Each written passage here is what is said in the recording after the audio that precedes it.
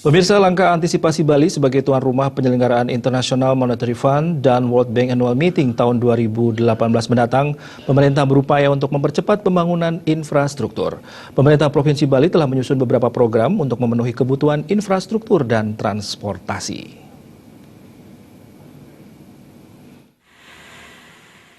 Pemerintah Provinsi Bali telah menyusun beberapa program kebutuhan infrastruktur dan transportasi. Wakil Gubernur Bali, Iketut Sudikerto menyatakan, infrastruktur yang diharapkan bisa dibangun di Bali, yaitu bandara di Bali Utara, jalan tol, Stadion Ngurah Rai, kereta api keliling Bali, penataan kawasan Besakeh, dan pembangunan kawasan industri pariwisata di Buleleng Barat.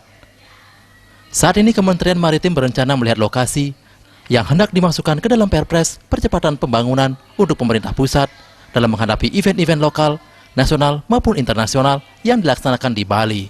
Yang kita harapkan bisa dibangun di Bali yaitu Bandara Bali Utara, jalan tol, Stadion Ngurah Rai, kemudian juga